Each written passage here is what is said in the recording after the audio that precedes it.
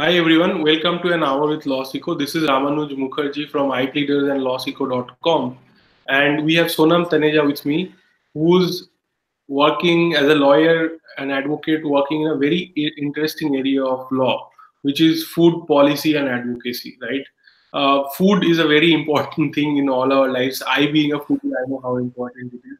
But sometimes I'm also conscious about my food choices, and we face these difficulties about if you're eating something, does it have pesticides, does it have, like, drinking milk has become very dangerous these days because you have cows are given injections of hormone, and the that milk you are drinking can be extremely unsafe. A lot of women are having reproductive problems because they are fond of drinking milk, and milk is not safe. And it is said that in India, the quality of food, the standards of pesticides and everything is like there is no proper check, and we are eating very unhealthy food. And things like carcinogenic, like cancer is rapidly increasing in our country, and it might, even doctors are predicting that there will be an epidemic of cancers in India because of the wrong kind of food that we are eating and unhealthy substances that comes with it. So we have someone with us today who actually works in this area, and it's a very important area of law, food policy and advocacy, and food laws. So we are going to ask Sonam about her experiences and the kind of work that is obviously increasing in this area. So let's welcome Sonam. Hi, Sonam. Hi, Ramanuj. Thank you for having me here. I hope I'm audible properly. Yes, you are. Okay. So, yes, I do work at the Center for Science and Environment in the Food Safety and Toxins unit. And our unit has about three divisions. One is the Good Food Program, one is antibiotics, and one is organic farming.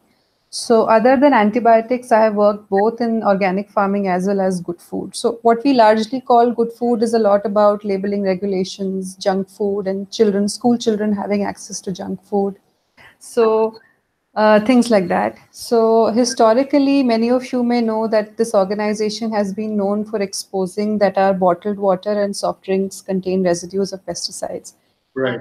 That's how the laws and the standards for pesticide residues in soft drinks came up. So yes, this is where I work, and I really enjoy my work. And this area of laws that govern what we eat and how we eat really fascinates me. So yeah, that's an introduction. Okay, so if you can tell us, uh, is there enough work in this area of food law? Like, is it like you are working exclusively in food law, policy, and advocacy? But Yeah.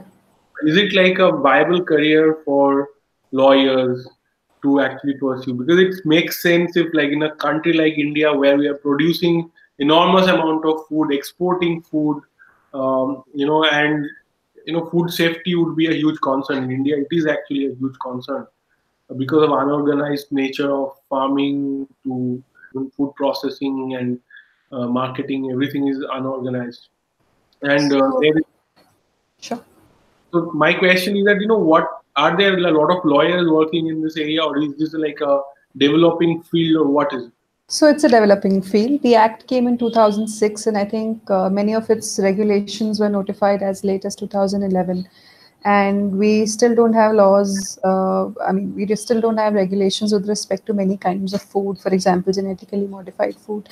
So it is, I would call it a developing area, but it is immensely interesting and challenging. So I don't practice exactly like a lawyer, but because I am a lawyer and like everybody needs a lawyer, my team has many science people.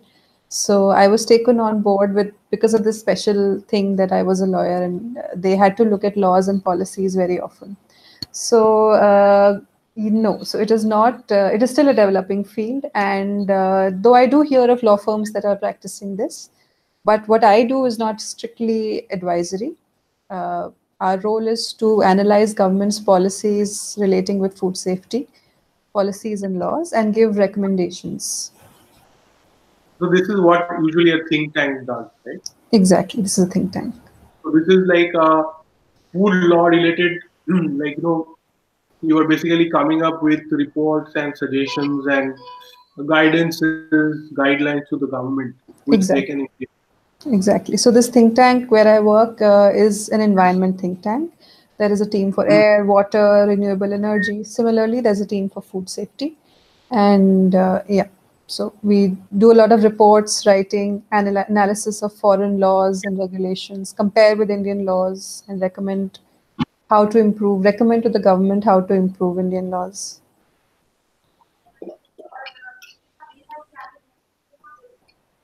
So, if I'm trying to understand how. So, if somebody wants to practice this as a area of specialized practice, is that viable in India? Does it happen?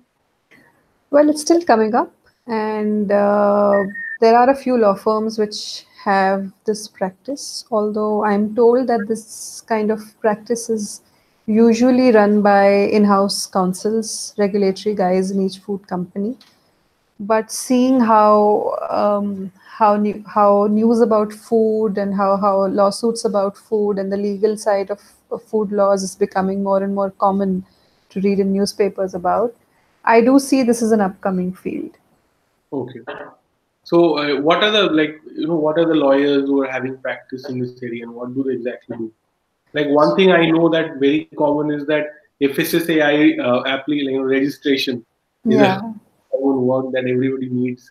Every restaurant, every food manufacturer, we have every a importer, every distributor, yeah. So they need an FSSAI license. Well, I'm sure there are lots of issues about what additives can be added, what is proprietary food, and things like that. Although I don't exactly work like a lawyer, so I have a slightly different professional take on that. So, yeah. so no, I'm guessing you'll have some idea about what lawyers. I do, yeah. So I do have an idea, but that's about it. So right, recently, there are these regulations that the FSSAI keeps coming with, labeling and display regulations. So a lot of advisory work about how to comply with those regulations is the kind of work that's happening. One question that was something I have noticed myself is that it is really difficult to find authentic, understandable information about food regulations and laws. What are these laws? Where do you find them? And where is the availability of? So the central act is the Food Safety and Standards Act of 2006, and it has several regulations thereunder. Like there would be a contaminants and toxins regulation, which would say a certain food item could have only this much ppm or ppb of pesticide, or lead, or things like that. Then there are these labeling regulations, which will tell you how to label the nutrition content in food and what can you claim as a health claim. For instance, like noodles claim that they are wholesome meals. How much can you claim? There are regulations like that. There are regulations about what additives can you add in your food. Now the FSSAI will come up with regulations on genetically modified food. So it's actually like all those regulations put together.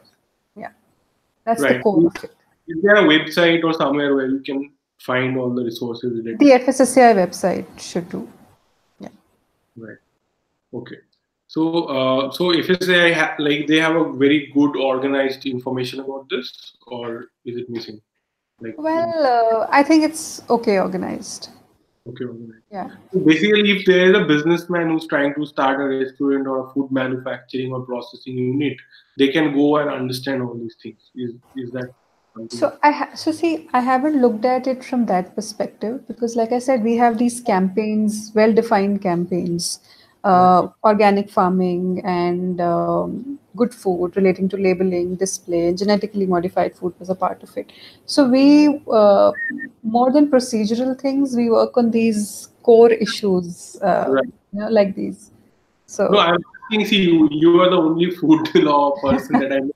And I have personally come across people who are exporting, and they keep coming and asking questions, very basic things like even on Metrology Act, yeah, should I, like they are saying that you have to write the date separately in a different sticker, and these kind of questions. And yeah, it seems that there is a lot of lack of clarity as to what is to be done. We have some blog posts around these laws, and we get like literally dozens of questions people post under those blog posts.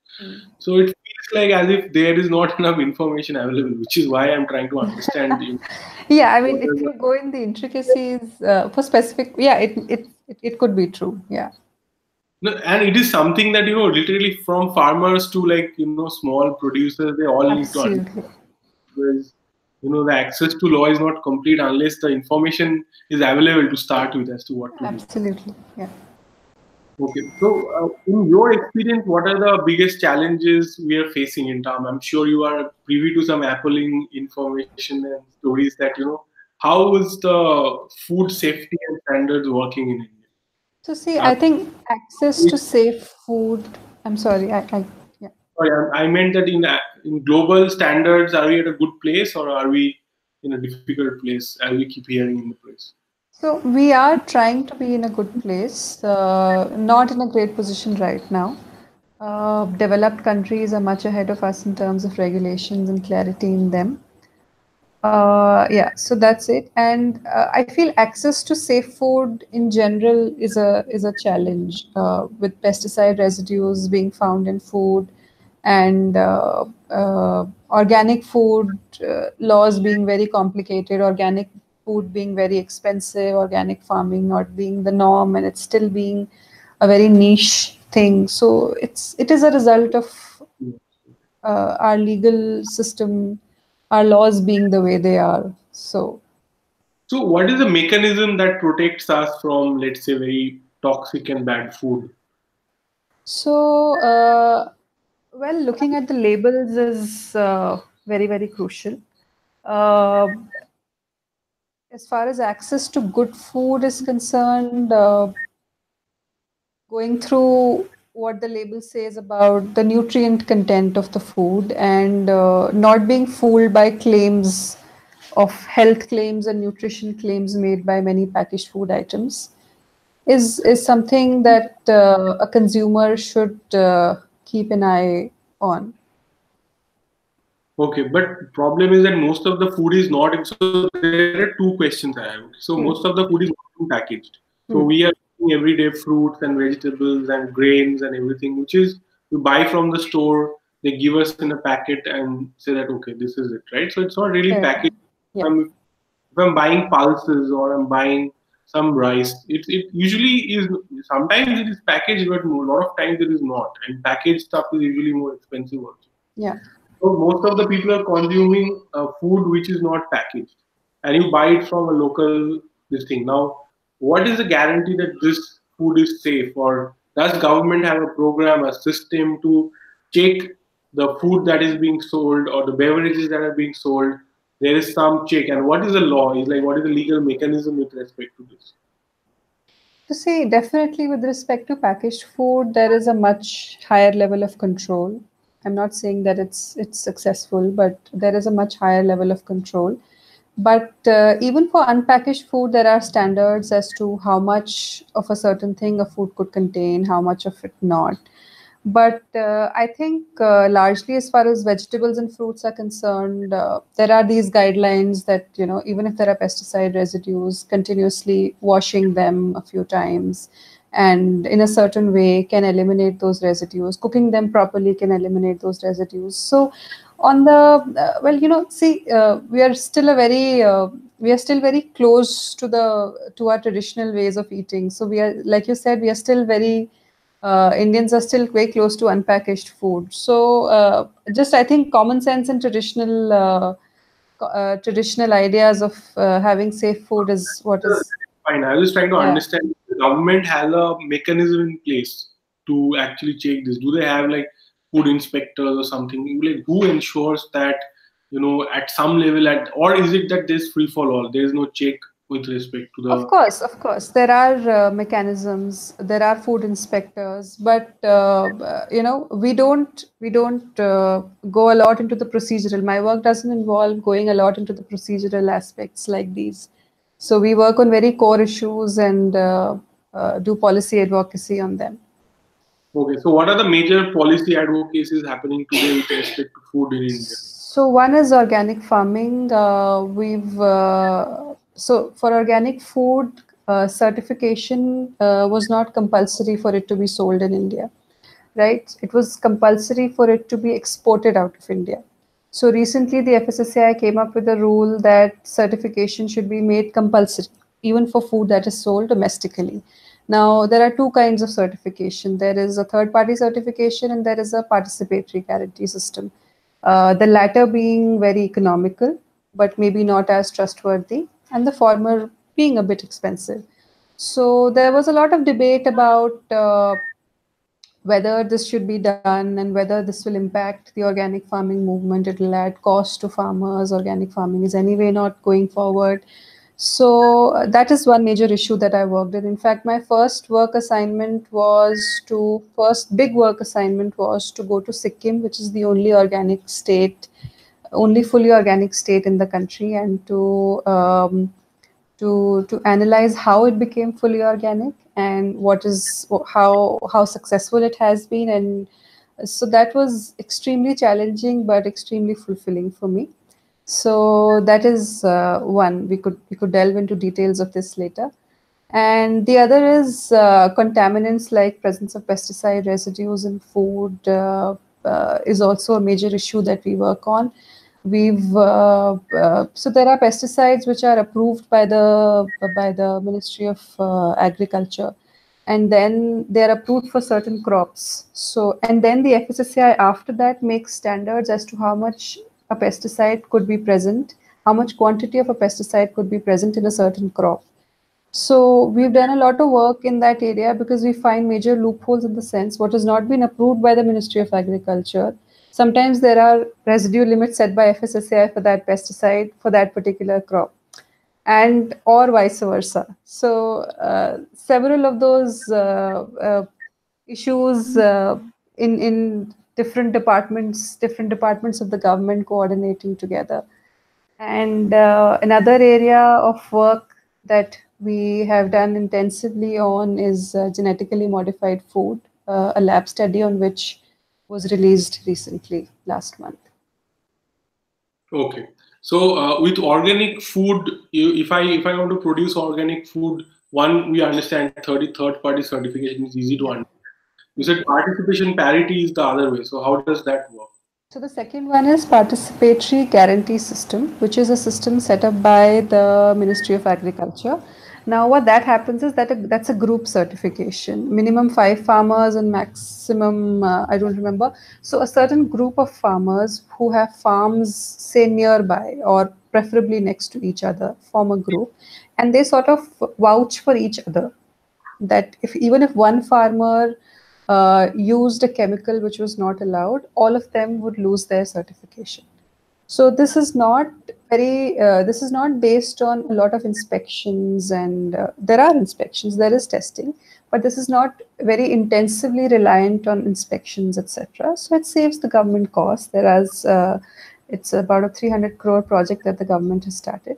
So yeah, so this is the participatory guarantee system. I don't know if you will see, I'm not sure if you will see these products, but the PGS India logo is what they use, and you might see them in the stores as well. Okay. So basically in India, if now you have to sell any organic product domestically, you need to have these kind of systems, either PGS or otherwise you cannot call your product organic. Absolutely. Yes, that's right.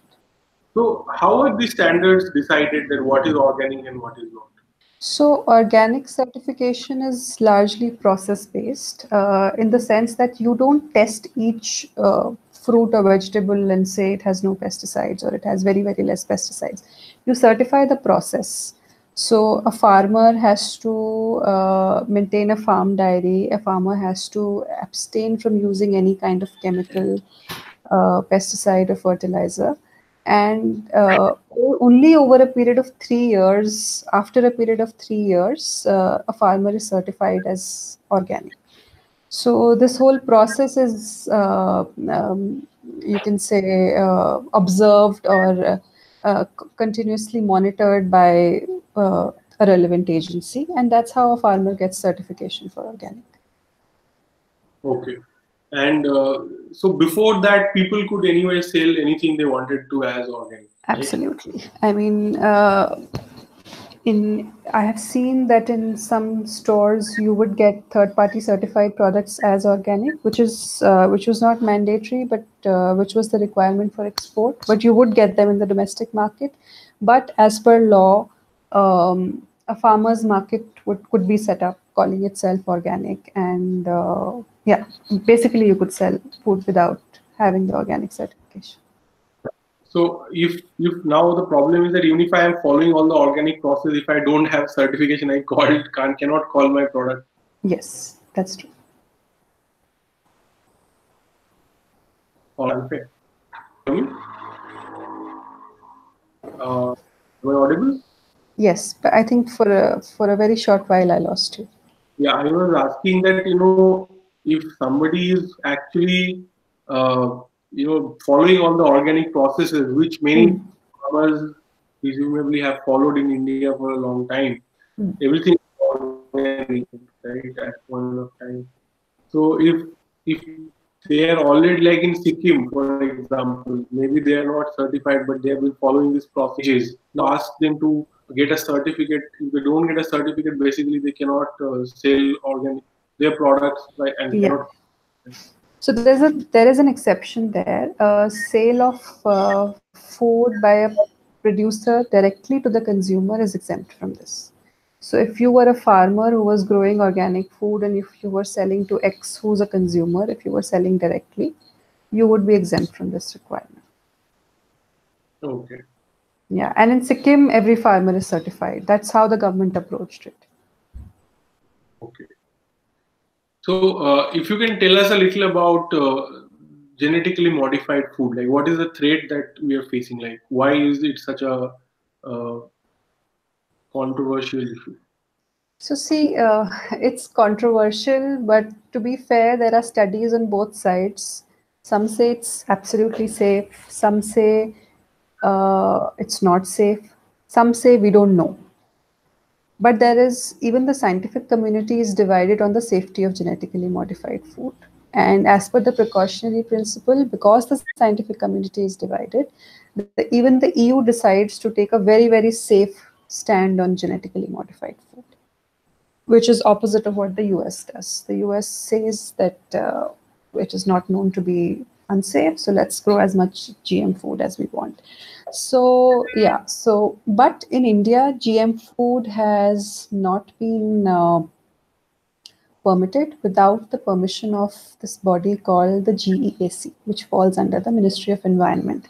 So genetically engineering appraisal committee is what it is called. So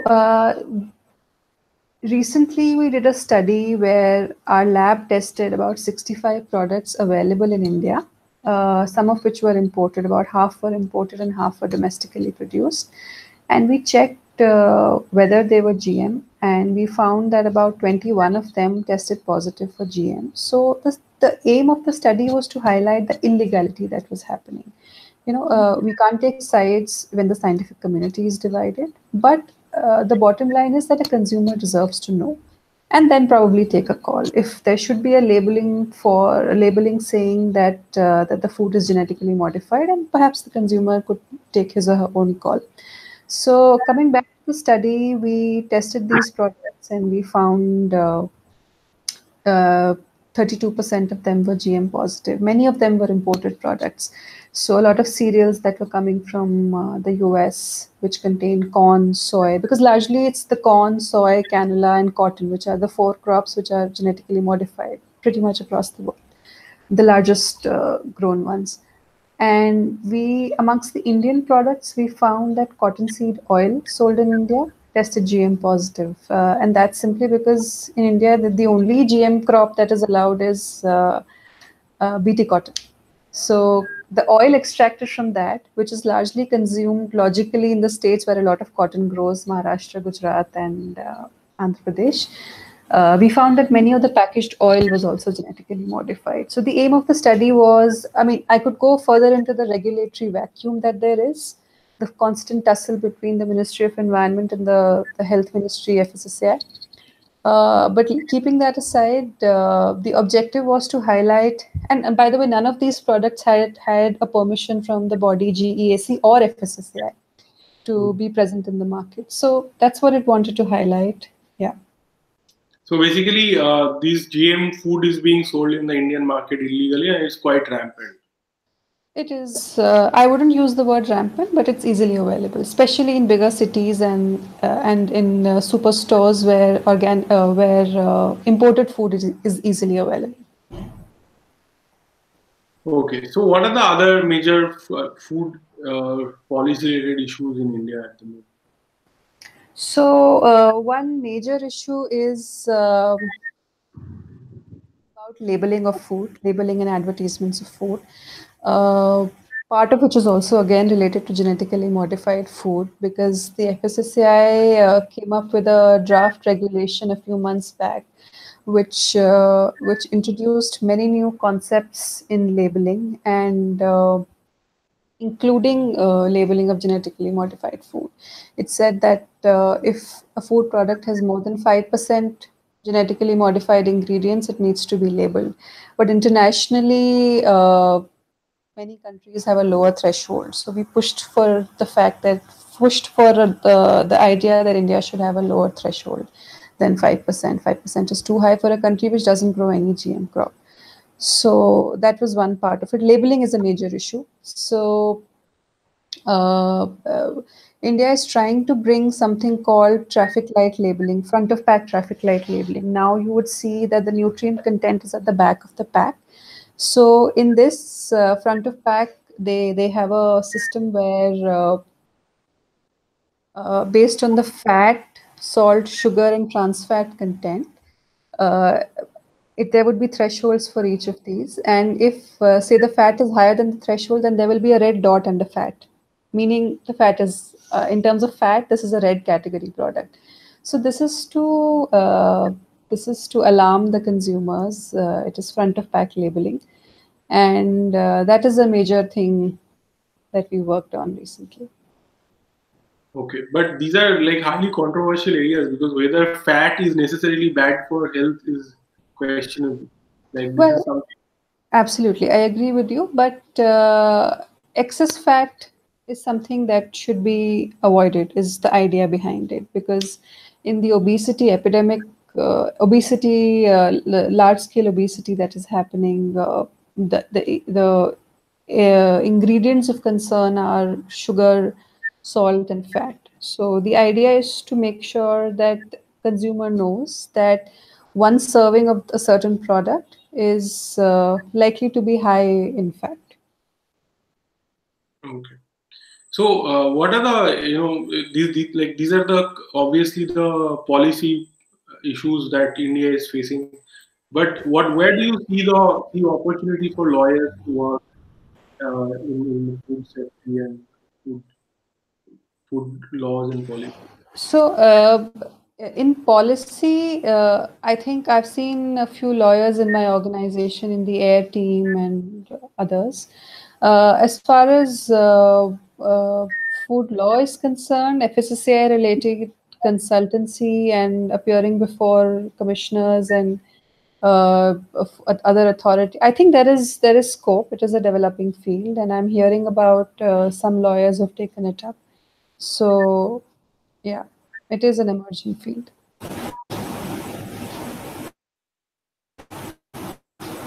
Okay. There is sound. But it is a problem sometimes. Yeah, there's some problem. Okay, so what is the best way to learn about food law? What are the available resources for lawyers who want to learn about this? So, how to learn about food law? I mean, it's good to know. I mean, one should know what the act says, of course. And see, it's really vast. I mean, even as a part of my work, we focus on a few areas, and we pick them and we thrash them out. So, as a lawyer, I think it's important to know the act very, very well, know the procedures very, very well, and know the burning issues like some of them I talked about, and yeah, That's about it. Okay. And do you think that companies hire like companies which are in food manufacturing, etc. Do they hire lawyers with experience in food laws, or do they have to study or learn food law? How is So I think, it? sorry, I think I lost you. FMCG and they would have a lot. Hello. Yeah, could you please repeat that? Yeah, I'm guessing that FMCG companies will have to frequently deal with food laws. Absolutely, absolutely. So, I mean, what's the the in-house lawyers would have to learn the food laws in that case, right? Yes, absolutely. There, like, who are the some of the well-known food law experts in India, in your opinion? So I see that Lakshmi Kumaran and Sridharan has a team on food law, and yeah. So and there's also there's something called A&M Global, which has a team on food law. So and I see SS Rana has writes very regularly about food law. So these are three, four organizations I've come across which seem to have a good practice in food law. Okay. So, what else would you like to talk about around Okay. food? So, I would love to talk about my first major assignment, which was to write an article for the Down to Earth, analyzing the journey that Sikkim took to become a fully organic state. So I was there in the state for about 10 days, and I was speaking with the government officials, farmers, people who sell organic food, people who process organic food, and to understand. So Sikkim spent about 13 years trying to convert. It's a tiny state, but spent about 13 years trying to convert from conventional farming to organic. So that is something that is very memorable to me because it was my pretty much my first assignment, and very grueling, but I think I learned a lot out of it. So just to give you an idea of how we approach this, you before planning a trip like that, you read what is there in being written about Sikkim, and you understand the basic policy documents which explain its journey. So um, yeah, and you talk to some experts in this field, and you try to understand what is their take on the state. You try to cover all stakeholders involved, like in this case, as I said, the government officials who would have planned it out, the farmers growing it. Try to cover different areas. So yeah, the farmers growing organic food, and processors, sellers, etc., consumers. So that's what we did, and had an intensive round of interviews across those 10 days across different parts of the state. And the conclusions were that Sikkim spent about 13 years trying to convert to organic, and it focused a lot on certification, like we were just discussing. But it forgot how to teach its farmers how to actually do a good job of organic farming. So they were still worried, they were unhappy that they did not have enough training, and they did not have enough resources to do a good job of organic farming. There were a lot of pest attacks. There were a lot of the yield lowers in organic, especially for the first few years. So the reduction in yield was a major problem. So with that kind of an intensive exercise, our conclusion was that a great idea by the Sikkim government, but not greatly executed. A major point there was that marketing of organic food is often a problem, and in this case also it was an afterthought by the government. It's okay to tell people to grow organic food, but what about who's going to buy it? Because there are hardly any buyers for organic food. So that's something that needs to be thought of from the start. So that's the kind of conclusion we drew. And I've had a lot of feedback on that article, a lot of international organizations wanting to discuss it further and stuff like that. So that's one very memorable assignment that I did. And yeah, another one was a recent report on genetically modified food, as we spoke. So yeah, so we took out a report which is available on the website. We did a cover story in Down to Earth, which is also out there, and we did a press conference, liaisoned with the government as to how they can enact stricter laws to make sure genetically modified foods are not available illegally in India. It's a different thing to analyze the problem and have a set of laws and then take a conscious decision that we should allow GM food. So, yeah, that's. So, in India, as far as Sikkim has tried and to an extent is successful from what you're saying. So, why has other states not been able to do the same thing as Sikkim did? Very good question. So after the Green Revolution happened, Green Revolution happened because people were dying in the country of famine. So people decided that it's a good idea to use chemicals, use different kinds of seeds, and make sure we have a lot of food to feed our people.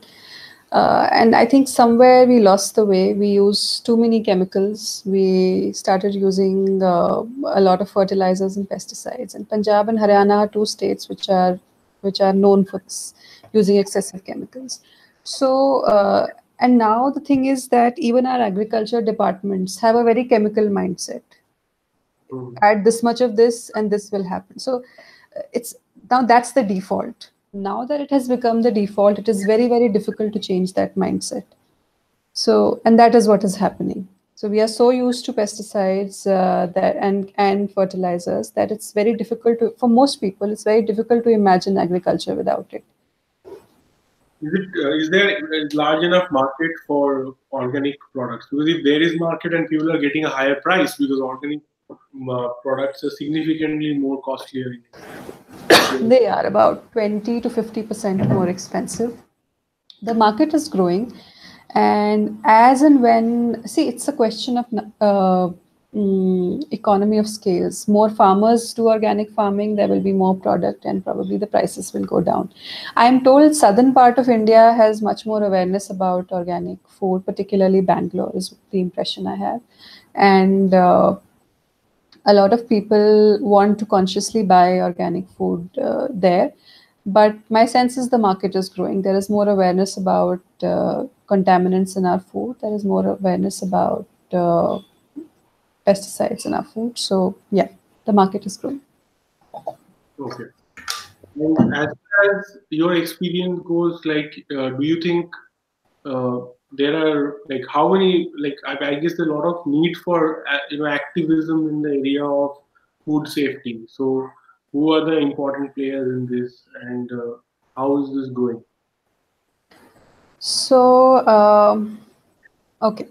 As far as activists are concerned, there are people who work at a lower level, who work in the sense who work closely with farmers. And there are organizations like that who are doing a good job, but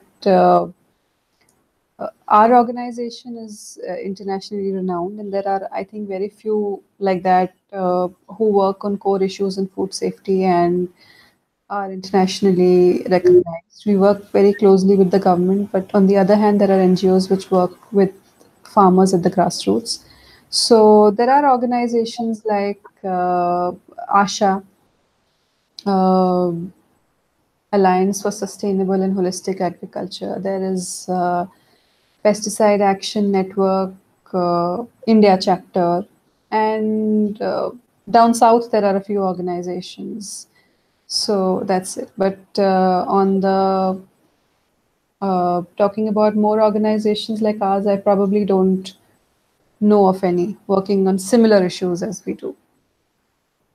Okay. And in India, like what is the current scenario with respect to uh, government being receptive to, or like even the government itself being enough sensitized about the critical problem of how food safety is being compromised. Because if people are not aware themselves, does the government also care much about it? So hard to generalize, but we've had a good experience with FS. I mean, a not bad experience with FSSAI. They've been proactive to our recommendations, and they have been proactive to um, to modify and to adapt to international best practices. But yes, there is a lot to do. It's a very young law, and many other countries are very far ahead of us. Okay. So what is holding us back? Well, I think so initially, before the Food Safety and Standards Act came into existence, we had the Prevention of Food Adulteration Act, which was, like its name suggests, it was largely about preventing adulteration. Now, the Food Safety and Standards Act has a more holistic approach, which is to make sure safe food is available to people, and that's a much bigger um, responsibility than merely preventing adulteration. So I think the task at hand is huge. We've just started, like, it's not even been 10 full years that the FSSAI started functioning. So I think, I'm sure the government is trying hard, but there is a lot to, I mean, it's not been a lot of time to answer your question in brief. So what are the areas in which we are lagging? So, labeling is one, advertisements is one. Labeling claims goes together, and organic food, in my view, should be a top priority for the government. Yeah. Okay. How about exports from India? We keep hearing that exports from India are rejected because of poor standards. So You're is it absolutely right. Hmm. what's the major problem? So I'm aware of instances where Haldiram products were rejected because of having pesticide residues, probably. So those kind of issues come up. Organic food sometimes sent from India is rejected for containing residues more than the laws of the receiving the importing country allows. So I think there are issues like that, and they do get us a bad name in the international market. And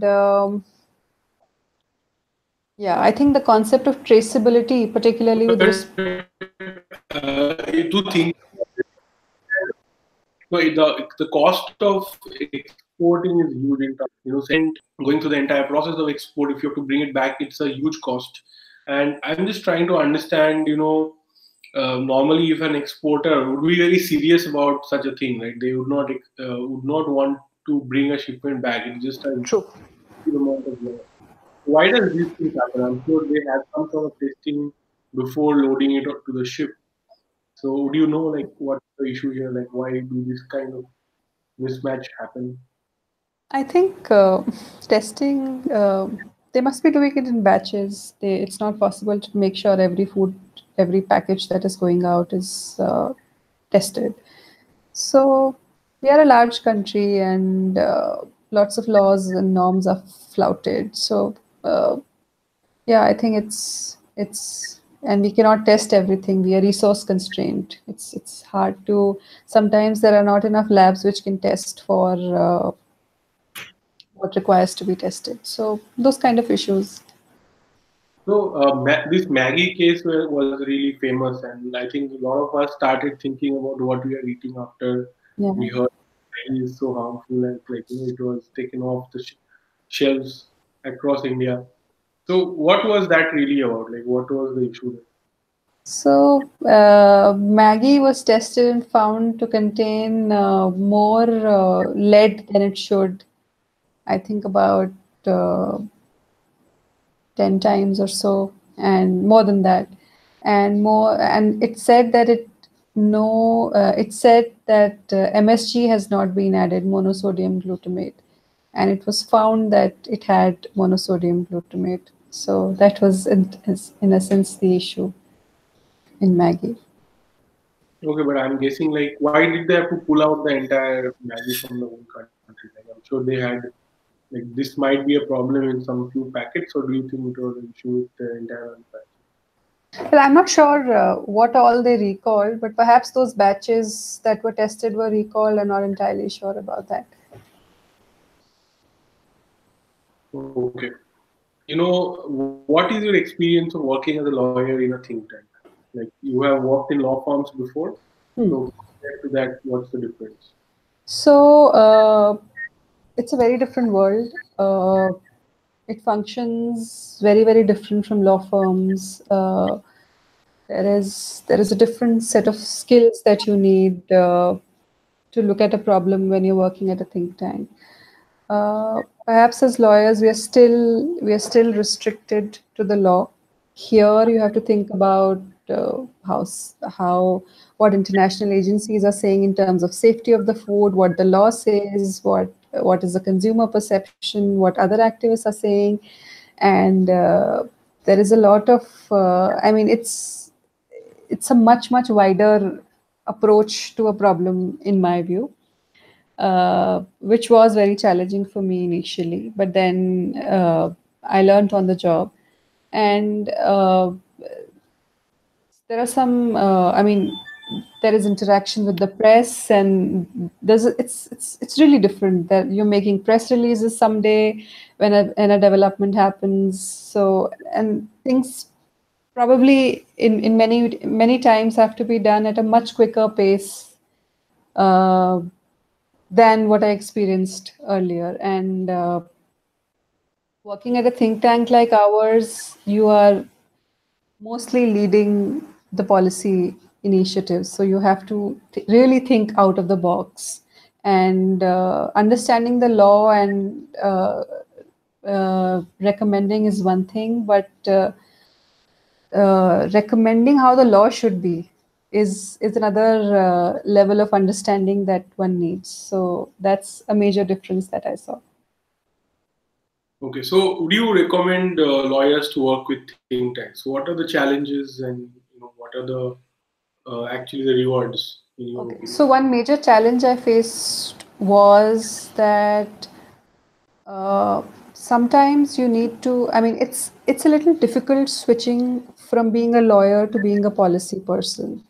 Um, in the sense, what I may feel as a lawyer is wrong, is illegal as per what the law says, but a policy person may like to present it in a different manner and look at it in a very different perspective. I'll tell you when an example comes to my mind. So I think it's a very interesting field, this field of policy advocacy, and I do see lawyers fitting in well here. Depends on the subject. Like in my field, there is a bit of science that you need to know. So perhaps one needs to study toxicology. So I mean, I learn from my colleagues, many of whom are science people, and I try to learn as per the assignment. So there is a lot of dealing with the government. So one needs to understand how it functions, how departments are divided, and how and work is slow sometimes. Things move at a much slower pace than they do perhaps at law firms. So that's a difference, and that's probably a challenge. Is work better in a think tank compared to a law firm? Sorry, could you please repeat that? Like a lot of lawyers are concerned about work-life balance these days because both in law firms and when they're practicing as an advocate, timings are really bad. Like they have to spend long hours at the office. For example, somebody who's practicing at the court, they start, they spend the day in the court, and then around maybe 5 or 6, they start drafting the next day's matters and preparing for the next day. And very well, it could go up to like 11, 12 every night. And Yeah. so is it any better in a think tank? How do you find? What do you find? Do you find a better work-life balance at a think tank? So a very, very relevant question. I think, like I was saying, here every day is sometimes unpredictable. Uh, there could be times I leave work a little early. Official working hours are 8 hours, but I also stayed at work on a weekend till 4:30 in the morning. So when you have a deadline, especially say a publication deadline, a hard deadline, then there is no scope to leave to have a work life balance. But there are days which are lighter, so it's very campaign dependent. It's dependent on where you are in terms of your assignment. So yeah, I for somebody who likes, it's a very dynamic environment. So if the government comes up with a notification, you have to make sure it is covered in the magazine within a few hours. We also write for Down to Earth regularly. So it's very, very task dependent, and there are days which are very, very tough. Okay. So it's a mix of both, basically. Yes. So, like, what are the, like, if you are working at a think tank, how do one grow in that career? Like, you start by doing research, writing. What are the next step for, let's say, somebody who wants to work in a think tank and grow in that world? Okay, so you start with research, then you start with the um, you grow with handling more than one project, different kinds of project, and uh, if if there is science involved, you make sure you know it, you know at least as much as is relevant to you, and so then you lead programs, and yeah, I mean it's just about doing the most of, I mean, doing what the job requires. I mean, uh, yeah. So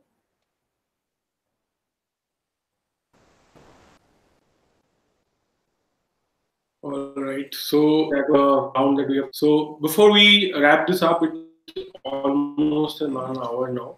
So do you have any with people who are in this area, like, interested in working in either policy advocacy or awareness related to food? What would be your message to them? sorry, could you please repeat that? Yeah, so I'm saying that, there, let's say some of the people who are watching this are interested in a career in food policy or advocacy or, even research or, awareness, these kind of careers. What would be any advice or any message to them? So I firmly believe on learning on the job. I mean, I think it's just a great idea to start working in a field you like, of course, dependent on opportunities. And the social sector really needs people who, with good skill sets, people who are willing to work hard. So, whatever background, I've seen many people switch from corporate jobs to the development sector. So I firmly believe in just getting onto it and updating yourself while you're at it. So yeah, I think it's for starters, it's good to know what you're interested in, the area of law that you're interested in, the area of, and then just get on with it. Try to keep yourself abreast with the recent developments and try to work towards it. Yeah, All right. Thank you so much, Sonam, for joining us and giving your time and sharing your insights. thank And who watched An Hour with LawSikho today, thank you very much. Definitely subscribe to the LawSikho channel. And we hope to see you tomorrow from 8 to 9 p.m. again with An Hour with LawSikho. Thank you, everybody. Goodbye and good night.